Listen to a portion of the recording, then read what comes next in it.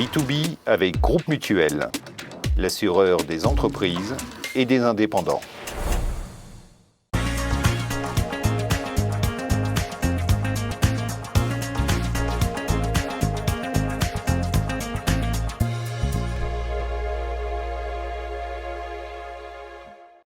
Bonjour à toutes et à tous, bienvenue dans B2B. L'émission d'aujourd'hui sera consacrée à un acteur incontournable de la mobilité des Suisses qui a fêté l'an passé ses 125 ans et qui compte aujourd'hui 1,5 million de membres répartis dans 23 ramifications. Rencontre avec le directeur de la section genevoise du TCS.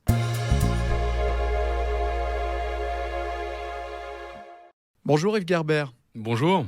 Bonjour Elliot. Bonjour Vincent. Yves Gerber, merci d'être avec nous. Le TCS est une association donc à but non lucratif qui propose à ses membres un éventail de services assez variés. Les patrouilleurs, on les connaît, les assurances voyage, les essais. Le TCS est connu également pour ses prises de position dans la politique des transports, pour son journal qui propose des idées d'évasion. Vous êtes encore quand même relativement bien associé à la voiture. Est-ce que vous êtes dépendant, auto-dépendant à l'heure actuelle, en 2022 ?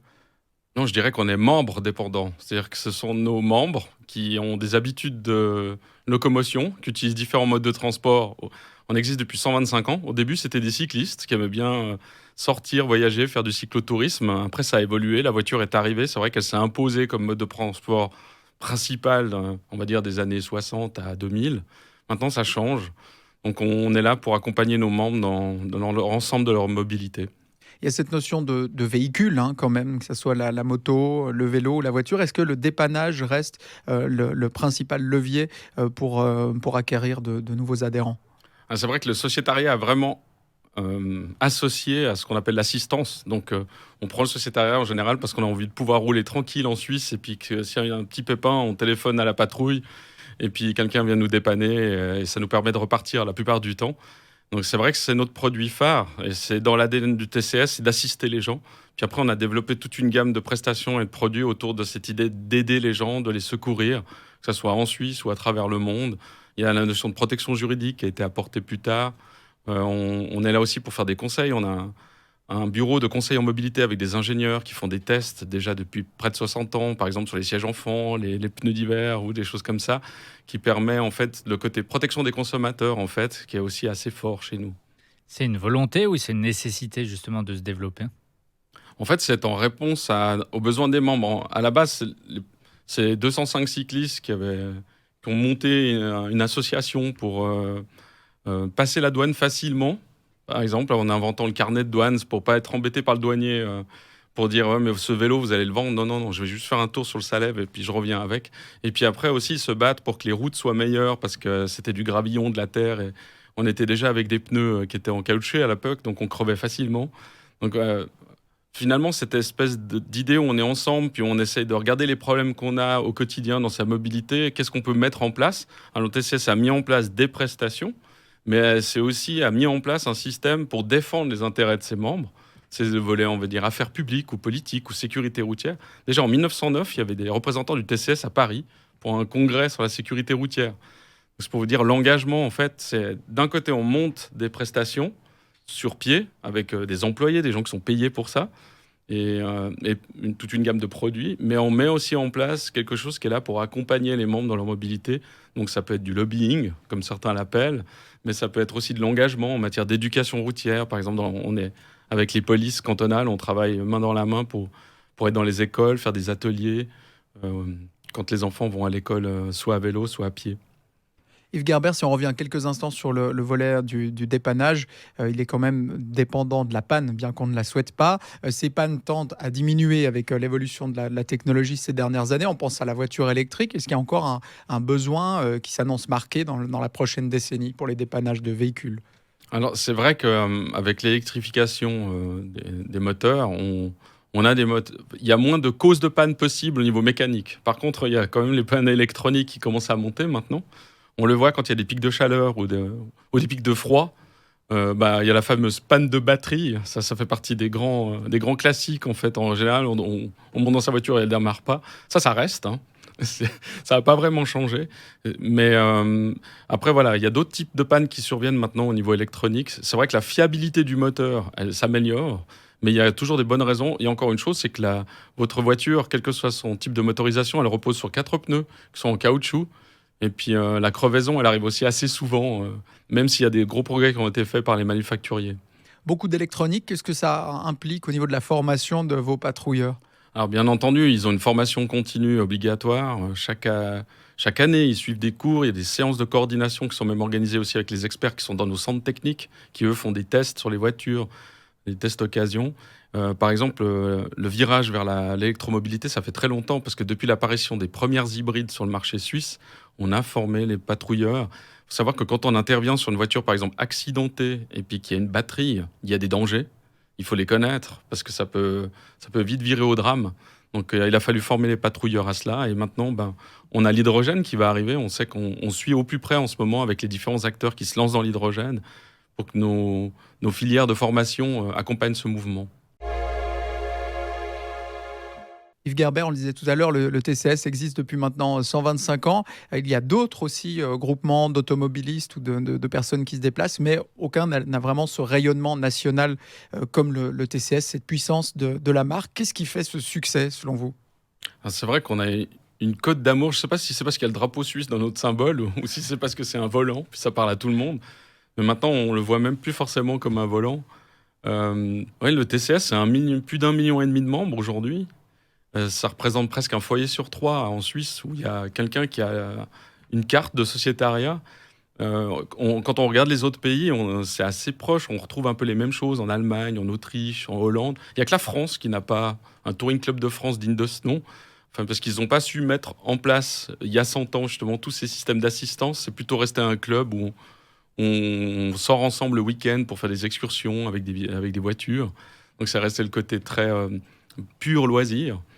Mais c'est vrai qu'on bénéficie de cette aura et je pense qu'aussi c'est dû à la qualité de nos prestations. Voilà, je suis un peu gêné parce que de parler moi-même de nos produits, c'est un petit peu comme si je les vantais. Mais quand on fait des questionnaires de satisfaction, on sait qu'on a 9 membres sur 10, ils repartent généralement quand ils sont tombés en panne. Et puis on a un taux de satisfaction autour entre 86 et 95%, suivant le type de prestation. Même à la protection juridique, on fait des questionnaires systématiques. On demande aux gens ce qu'ils en pensent et on est régulièrement bien classé dans les journaux spécialisés dans les protections de consommateurs. Et puis c'est une tradition qui se transmet de génération en génération. Les parents sont peut-être abonnés au TCS, les enfants aussi. Il y a des offres que vous mettez en place qui sont aussi bien conçues pour transmettre ce relais, notamment les offres autour du permis de conduire. Maintenant, il y a plein d'assurances aussi qui proposent des services de dépannage ou d'autres services connexes. Est-ce que ça légitime encore d'avoir une association spécifiquement pour ces services-là? Alors, ce qui nous distingue vraiment d'un assureur, c'est que nous, on est des assisteurs. On assiste. C'est vraiment, on a un produit qui a le sociétariat. Il n'y a pas du tout de dimension d'assurance dedans. Le sociétariat en Suisse, c'est le dépannage, c'est l'aide, l'assistance, avec toute une liste éventuellement d'avantages aussi qu'on a en tant que membre. Et puis des rabais. Ce que j'ai oublié, c'est aussi tout le volet loisirs, mobilité. On a des campings dans toute la Suisse. Tout ça, c'est encore bien ancré chez nous. Et il n'y a pas du tout cette notion d'assurance. L'assurance, on l'a dans le libre-éti, avec l'annulation, voyage, et aussi pour les questions de rapatriement. C'est là qu'on se retrouve en concurrence avec certains produits. Et c'est vrai qu'en général, on connaît même des concessionnaires automobiles qui disent « Oui, je sais, quand je vends une voiture neuve à un de mes clients, je peux lui dire qu'il pendant 3 ans, il a la garantie, il y a une assistance avec. » Mais moi, je continue à leur parler du TCS. Parce qu'en fait, ce que le TCS propose, c'est beaucoup plus élargi. Je donne un exemple bête, mais si je suis sur le chemin du ski puis que je tombe en panne, moi, je vais pouvoir choisir, quand le patrouilleur vient, à quel endroit on envoie ma voiture, dans quel garage. C'est mon choix. Et puis le TCS va tout faire pour qu'on puisse poursuivre le voyage. Ça, normalement, les autres produits concurrents ne le proposent pas du tout. Ils vont au plus simple, au plus pressé et au moins cher. Donc il y a cette notion vraiment de proximité, ce qui fait votre avantage concurrentiel. Et vous voyez, et puis c'est une association, vous l'avez dit au début, à but non lucratif. Si à la fin de l'année, on a des bénéfices, on se les doit de les réinjecter dans les prestations pour nos membres. C'est la raison pour laquelle, justement, il y a toute cette notion associative qui, elle est vraiment portée par les sections. Voilà, pour bien préciser la chose, je suis le directeur de la section genevoise du TCS. C'est comme une petite PME. À l'intérieur de la constellation TCS, il y a un club central où là, c'est vraiment le côté très entreprise, où on a des gens qui travaillent derrière, qui répondent au call center, qui sont là pour dépanner. Et puis les sections, elles ont développé des prestations plus proches de leur base, près des membres, et notamment, par exemple, les sorties, les excursions, l'engagement dans la sécurité routière. Ça, on reprend une partie de la cotisation qui nous est versée chaque année, et puis ça nous permet de financer ce genre d'action. Vous êtes directeur, donc, vous l'avez dit, de la section Genève. Qu'est-ce qui est spécifique alors au canton de Genève, ce que le TCS entreprend, que peut-être les autres sections ne font pas? Alors, c'est vrai que la section genevoise, c'est un peu historiquement comme le TCS, c'est né à Genève. Puis finalement, le siège central, d'ailleurs, c'est une des seules associations suisses qui a son siège central à Genève. Elle est toujours là. Donc, nous, on cohabite à côté de la section, à côté de ce géant qui est basé à Vernier. Et nous proposons ce que certaines grandes sections aussi en Suisse proposent, elles sont une dizaine. C'est un centre technique où là, il y a la possibilité de vérifier l'état de son véhicule. Et comme nous ne faisons pas de réparation, on fait toujours un check-up complètement neutre et indépendant. On ne sera pas là pour placer éventuellement un amortisseur ou changer les freins plus tôt que prévu. On fait vraiment un diagnostic. Dans ce cadre-là, on a eu la confiance du canton qui nous donne la possibilité, donc on est garage délégataire pour le premier contrôle périodique après 5 ans, avec 3 autres garages à Genève.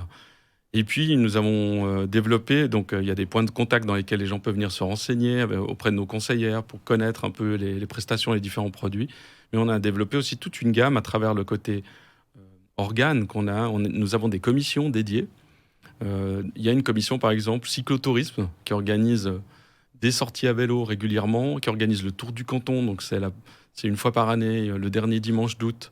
On peut découvrir le canton de Genève en faisant du vélo.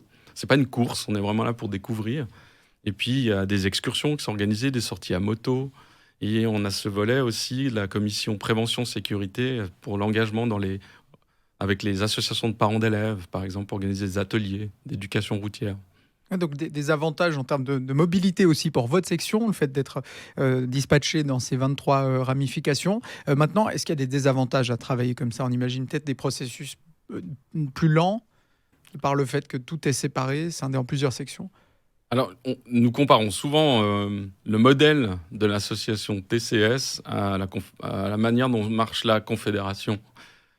Avec des structures, si ce n'est que nous, on a 2 échelons, donc c'est la Confédération, c'est le club central, on va dire, et puis les sections, c'est les cantons. Il n'y a pas le volet encore plus bas, communal.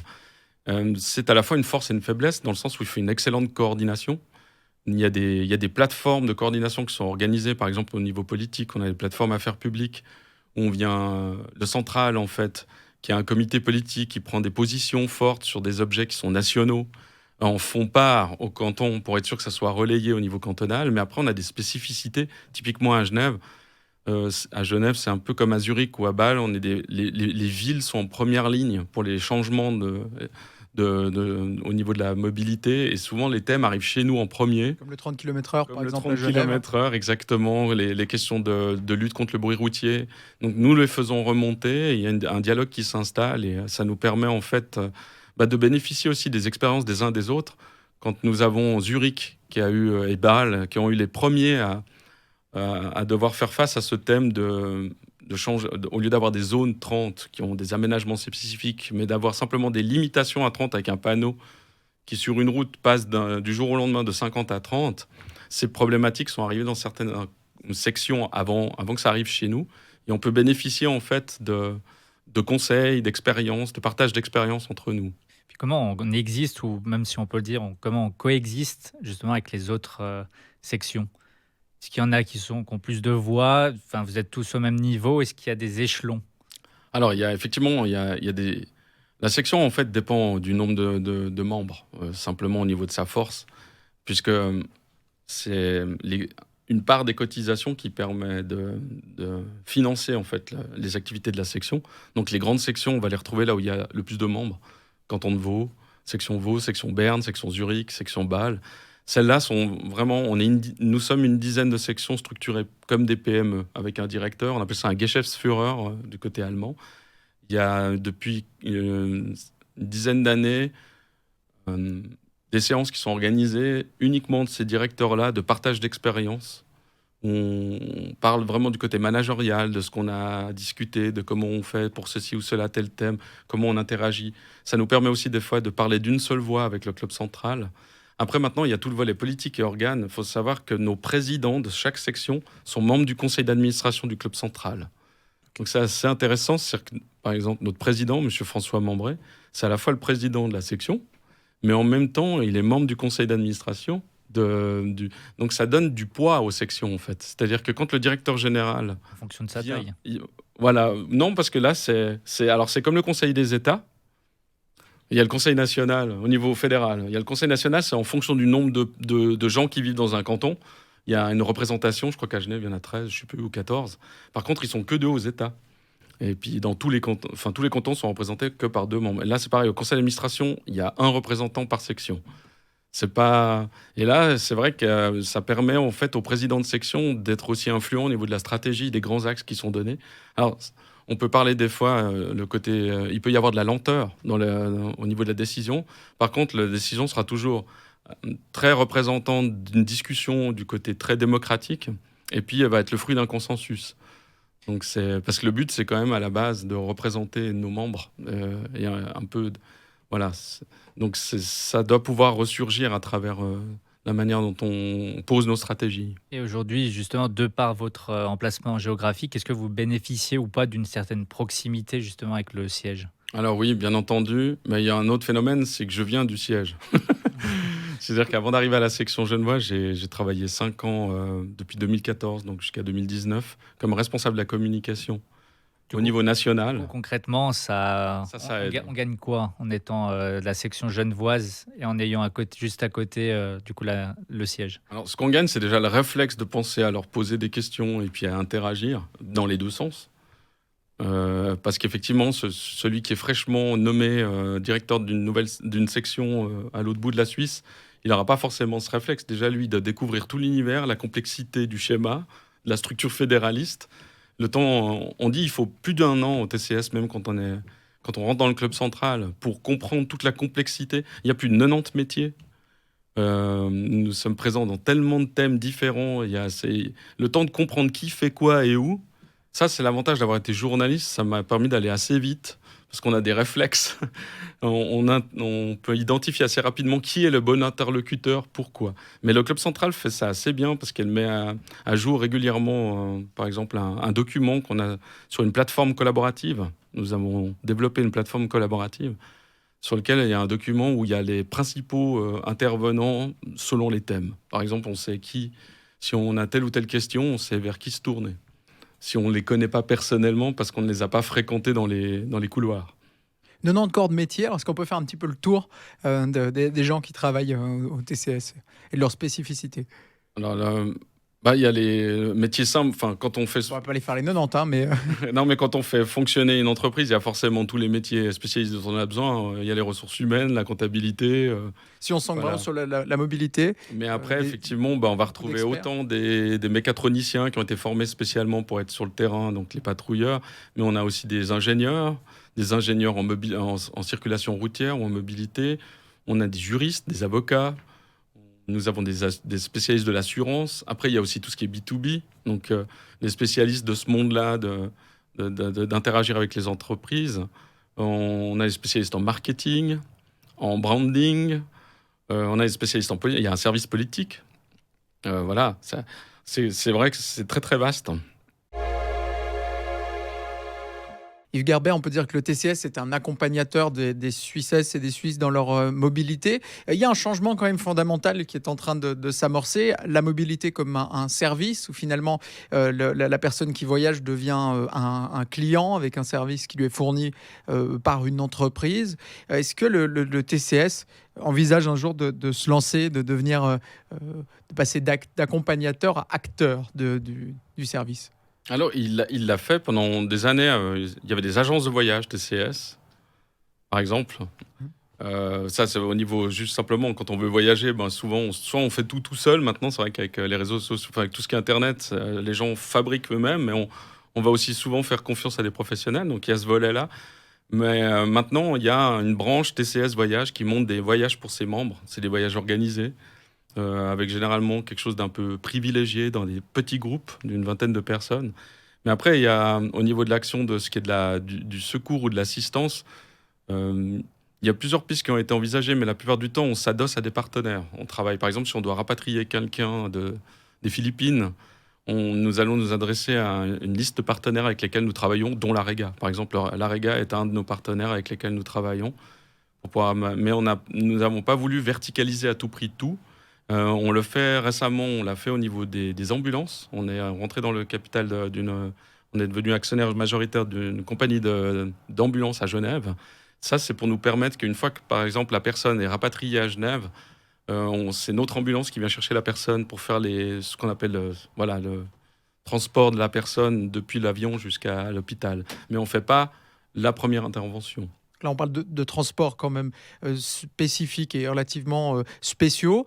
Pour ce qui est, par exemple, de la mobilité pendulaire, est-ce que le TCS n'aurait pas une carte à jouer comme acteur de la mobilité face à des marques, la puissance de la marque TCS face à, par exemple, des géants comme Uber, par exemple?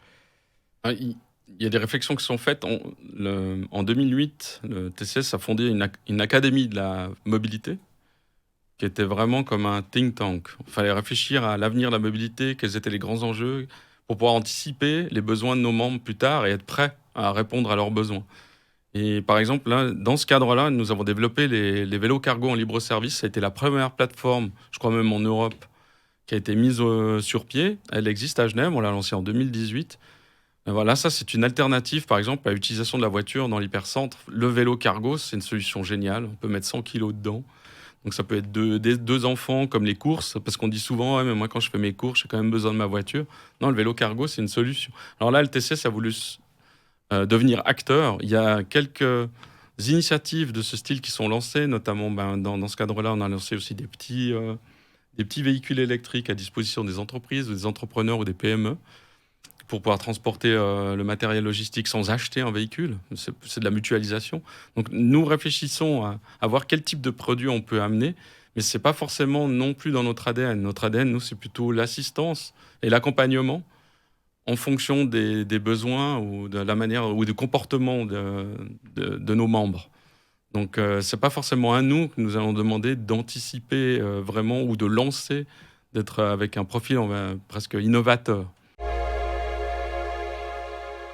Yves Gerbert, on va parler de vous maintenant. Vous évoquiez tout à l'heure votre poste au siège du TCS, aux relations avec la presse, communication. Avant, vous étiez journaliste.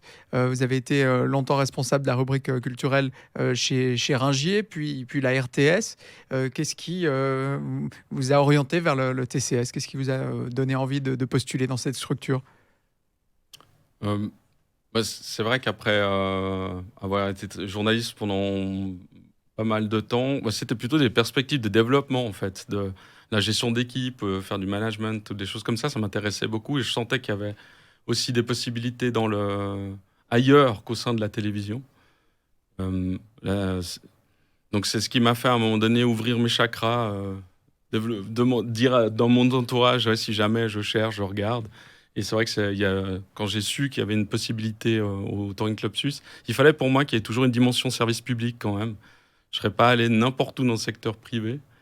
Et d'ailleurs, la plupart du temps, quand on retrouve des journalistes du côté obscur de la force, comme on dit, on les retrouve quand même assez souvent à l'État, dans les services publics.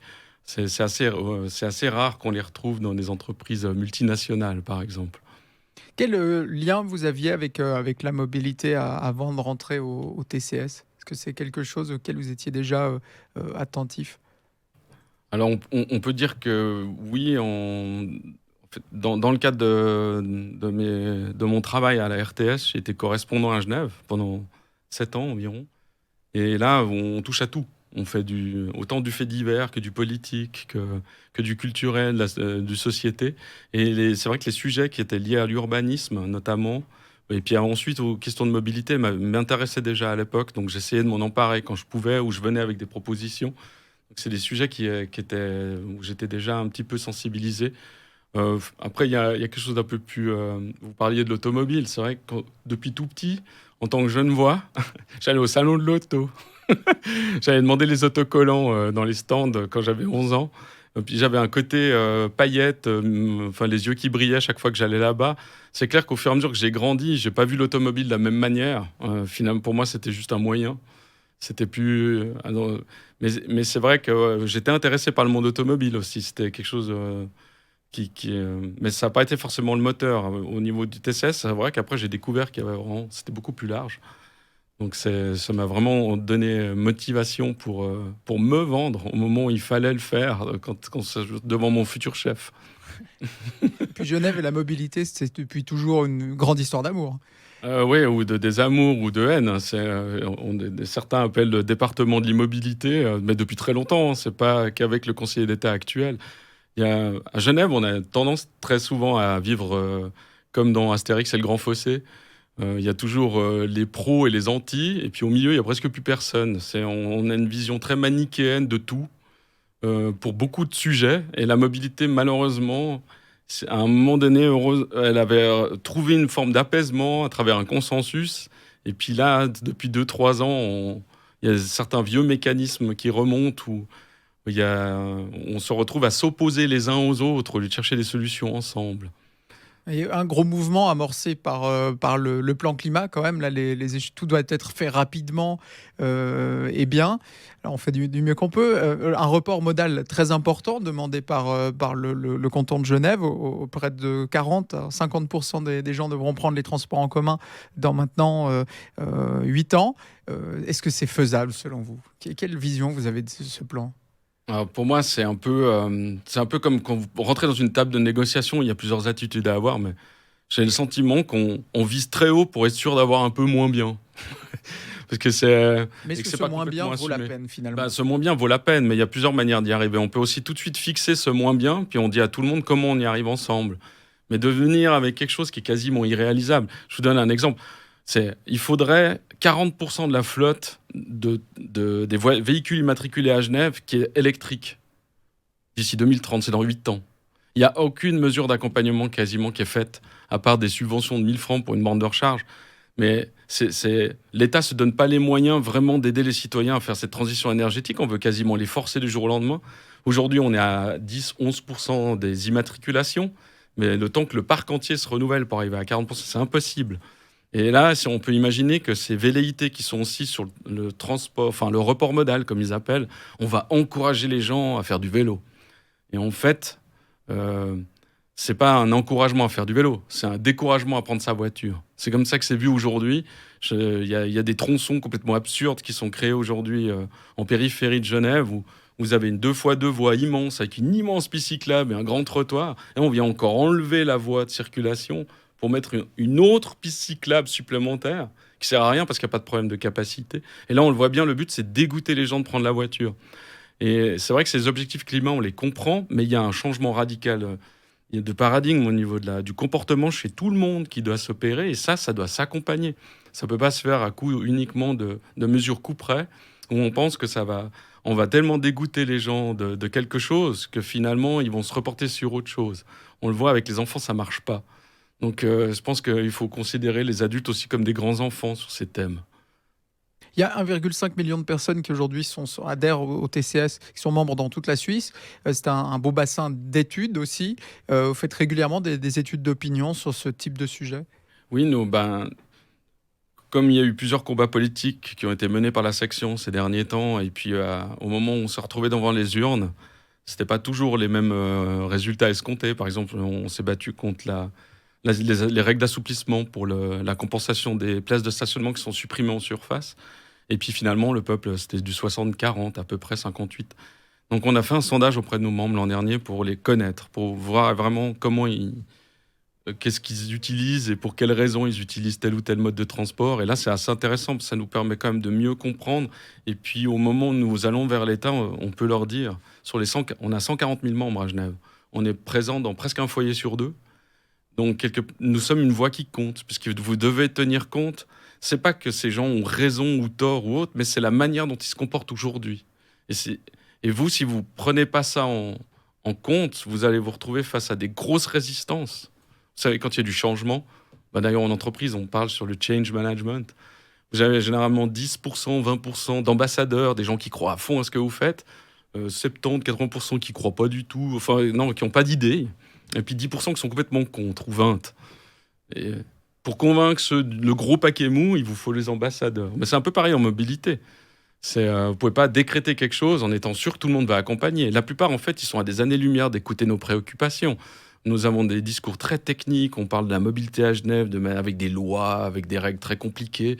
On s'adosse, on vient donner plein d'arguments très techniques, mais finalement, quand on part le matin, et puis je donne un exemple, on doit amener son enfant à la crèche assez loin parce qu'on n'en a pas trouvé une.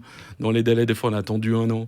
Puis après, on a un cours de judo le soir, puis on va peut-être changer 3 fois de mode de transport, puis on arrive à des heures pas possibles. On est à des années-lumière des discussions qui se font dans les hémicycles ou au Grand Conseil. Et là, je pense qu'il y a tout un travail pédagogique aussi que l'État doit faire. On l'a vu avec les aménagements qui ont été faits pendant le Covid. Tout est arrivé de manière précipitée, du jour au lendemain. Parce que certains disaient, ouais, ça a poussé pendant la nuit. Et ça a été un choc pour beaucoup de gens parce qu'il n'y avait aucun accompagnement. On compte sur les médias, en fait, pour véhiculer la parole. Mais les médias font un travail quand même normalement critique. Donc, ils vont donner la parole à X et à Z, mais pas uniquement à l'État dans ces cas-là. Une dernière chose, Yves Gerber, quelle vision vous avez de la mobilité en Suisse en 2050 ? Parce que c'est là qu'on vise vraiment le zéro émission. Alors, la vision que j'ai, elle est par rapport à différentes études et analyses et prospectives que j'ai pu lire. Ce qui est sûr, c'est qu'on va vers une mobilité qui va être décarbonée, qui est connectée déjà aujourd'hui, mais automatisée et puis surtout partagée.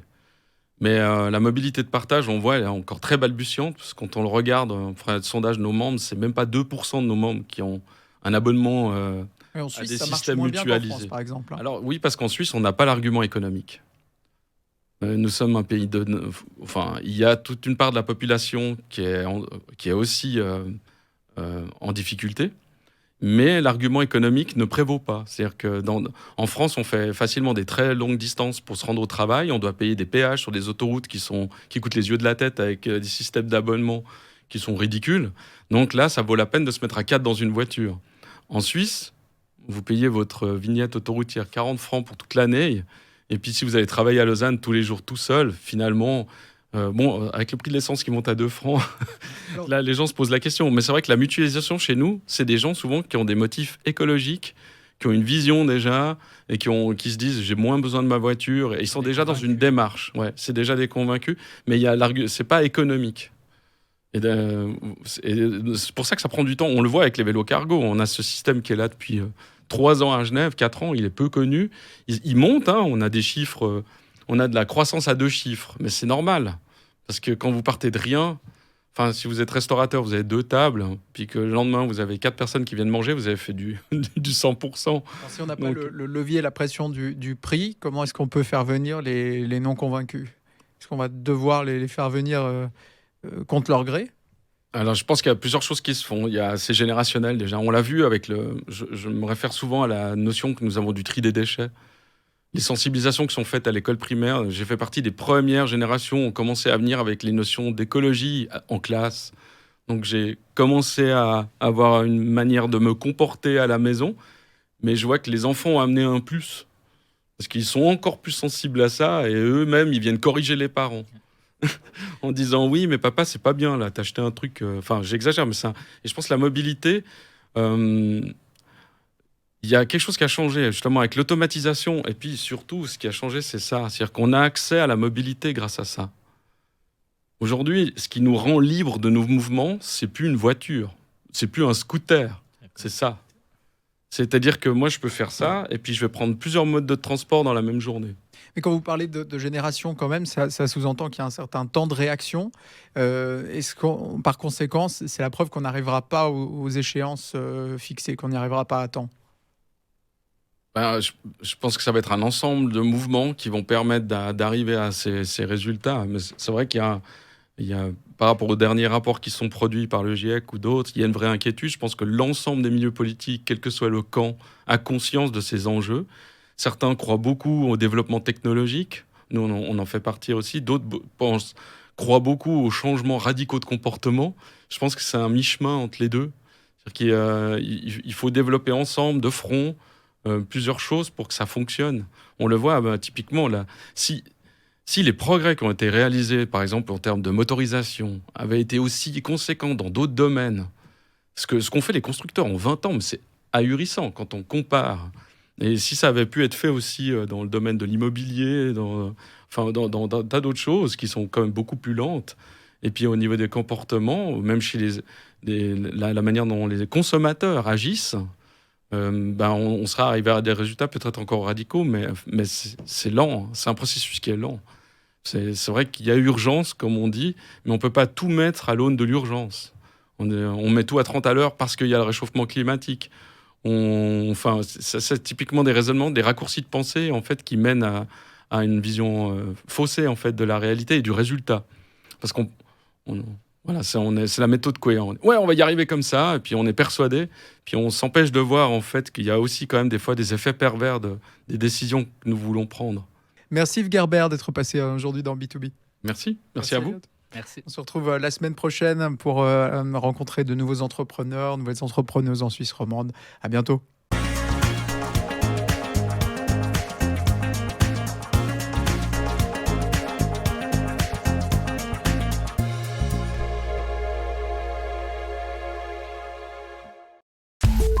B2B avec Groupe Mutuel, l'assureur des entreprises et des indépendants.